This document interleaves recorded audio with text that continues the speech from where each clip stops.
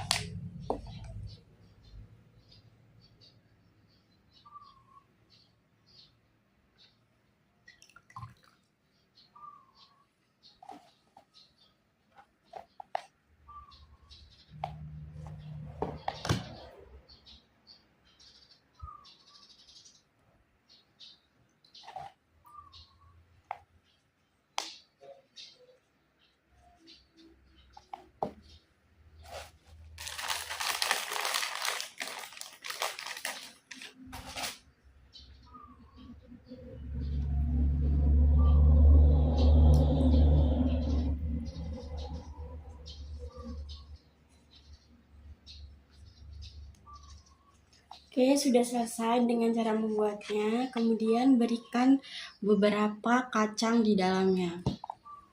Di sini saya akan memberikan sekitar 10 sampai 5.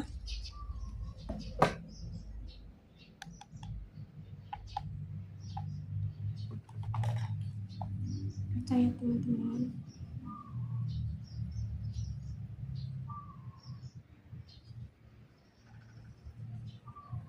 Oke, ya jadinya.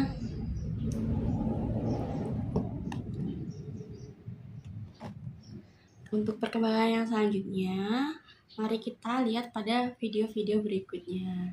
Sekian dan terima kasih.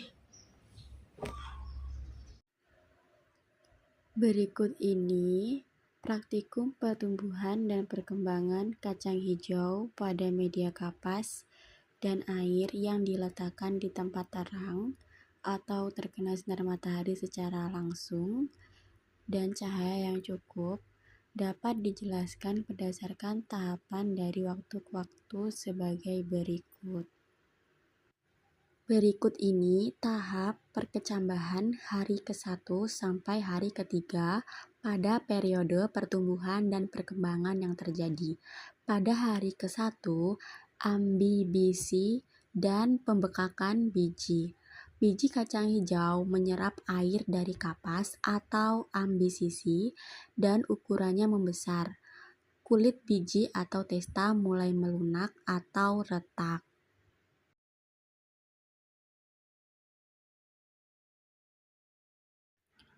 Pada hari kedua, munculnya radikula, kulit biji pecah, dan muncul radikula atau akar pertama yang tumbuh ke bawah menembus kapas.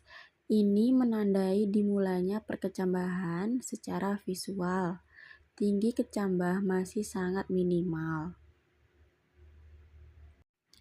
Pada hari ketiga, terjadi pertumbuhan primer awal atau radikula mulai memanjang menjadi akar tunggang dan hipokotil atau batang di bawah kotiledon mulai memanjang, mengangkat kotiledon dan plumula atau calon daun ke atas. Kemudian terjadi percambahan tipe epigeal. Kemudian pada hari keempat terjadi tahap pertumbuhan vegetatif awal dari hari keempat sampai hari ketujuh. Periode pertumbuhan dan perkembangan yang terjadi pada hari keempat. Peregangan hipokotil dan daun pertama. Hipokotil terus memanjang, kemudian meskipun lajunya relatif lebih lambat dibandingkan jika diletakkan di tempat gelap, karena cahaya menghambat kerja hormon auksin. Plumula mulai membuka, memperlihatkan sepasang daun pertama atau daun lembaga. Pada hari kelima, pembentukan klorofil dan pengokohan batang. Daun lembaga berkembang penuh dan berwarna hijau segar karena klorofil terbentuk sempurna berkat adanya cahaya atau proses fotosintesis dimulai. Batang terlihat lebih kokoh dan tebal, bukan memanjang secara berlebihan. Pada hari ke-6 dan ke-7 terjadi pertumbuhan normal dan stabil. Pertumbuhan tinggi batang berlanjut secara bertahap dan normal. Akar terus memanjang dan bercabang atau pertumbuhan akar lateral. Tumbuhan secara keseluruhan tampak sehat, hijau, dan tegak.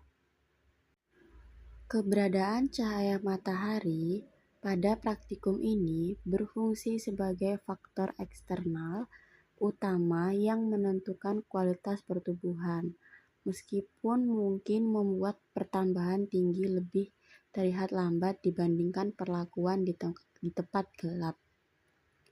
Demikian penjelasan mengenai periode pertumbuhan dan perkembangan pada kacang hijau. Saya mengucapkan sekian dan terima kasih.